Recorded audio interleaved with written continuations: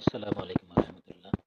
এর ভিডিওতে এমন একটা বিষয় আলোচনা করব, যে বিষয়টি হচ্ছে দোয়া কবুলের সময়।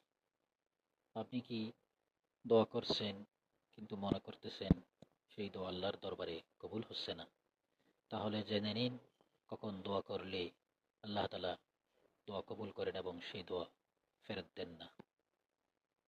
প্রথমত হচ্ছে তাহাজ্জুদের নামাজের সময় দোয়া। সহিহ বুখারী শরীফের হাদিস, বিসমিল্লাহির রহমানির রহিম, ইয়ানজিলু রাব্বুনা তাবারাকা ওয়া তাআলা কুল্লা লাইলাতিন ইলাস সামাইদ দুনিয়া حين يبقى ثلث الليل والآخر فيقول من يدعوني فاستجيبوا له من يسألني فأعطيه من يستغفرني فأغفر له। রাসূল পাক সাল্লাল্লাহু আলাইহি ওয়াসাল্লাম ইরশাদ করেছেন, রাতের শেষ তৃতীয়াংশে আল্লাহ নিকটবর্তী আসমানে অবতরণ করেন এবং বলেন, কে আমাকে ডাকবে, আমি তার ডাকে সাড়া দেব। কে চাইবে আমি তাকে দেব, কে ক্ষমা চাইবে আমি তাকে ক্ষমা করব। এরপর ২ নম্বর হচ্ছে সিজদার সময়ে দোয়া। যে দোয়া সিজদার সময় করা হয়, সেই দোয়া আল্লাহ তাআলা কবুল করে থাকেন। হাদিস শরীফের সাথ হচ্ছে সহিহ মুসলিম শরীফের হাদিস, আকরাবু মা ইয়াকুনুল আবদু মির রাব্বিহি ওয়া হুয়া সাজিদুন ফাআকসিরুদ দুআ। বান্দা তার রবের সবচেয়ে নিকটবর্তী থাকে সিজদার সময়, তাই তখন বেশি বেশি দোয়া করো। ৩ নম্বর হচ্ছে আযান এবং ইকামতের মাঝখানের দোয়া।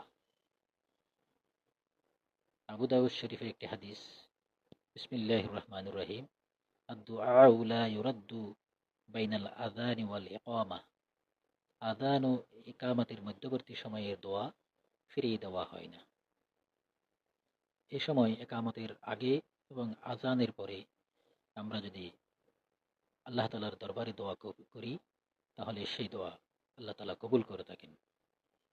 ৪র্থ নম্বর হচ্ছে জুমার দিনের বিশেষ সময়ের দোয়া। সহিহ বুখারী শরীফের হাদিসে এবং সহিহ মুসলিম শরীফের হাদিসে আল্লাহ রাসূল সাল্লাল্লাহু আলাইহি ওয়াসাল্লাম ইরশাদ করেছেন, ইন্না ফিল জুমআতি লাসাআতুন লা ইউওয়াফিকুহা আবদুম মুসলিমুন ওয়া হুয়া কায়িমুন ইউসাল্লি ইয়াসআলুল্লাহু শাইয়ান ইল্লা আ'তাহু ইয়াহু।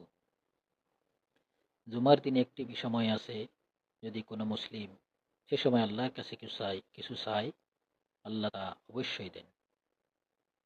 এই সময়টা কোন সময় সেটা নির্দিষ্টভাবে বলা হয়নি, তবে অধিকাংশ আলেমদের মধ্যে সবচেয়ে শক্তিশালী ২টি মত হলো, ১ নম্বর হচ্ছে জুমার নামাজের পর থেকে মাগরিব পর্যন্ত।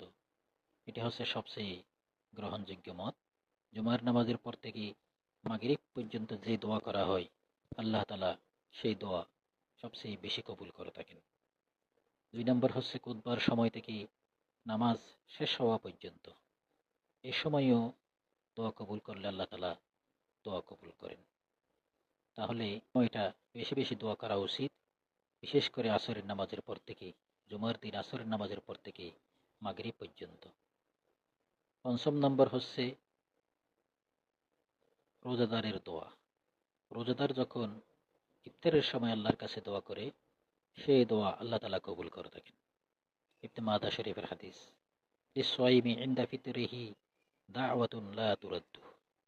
রোজাদারের জন্য ইফতারের সময় এমন একটি দোয়া আছে যা কখনো প্রত্যাখ্যান করা হয় না।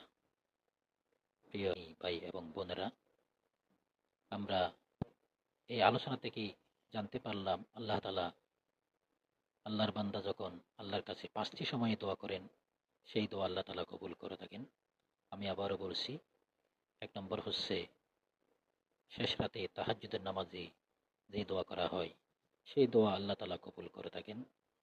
২ নম্বর হচ্ছে সিজদার সময়, নামাজে সিজদার সময় যে দোয়া আল্লাহর কাছে করা হয়, সেই দোয়া আল্লাহ তাআলা কবুল করে থাকেন। ৩ নম্বর হচ্ছে আযান এবং ইকামতের সময়ের দোয়া।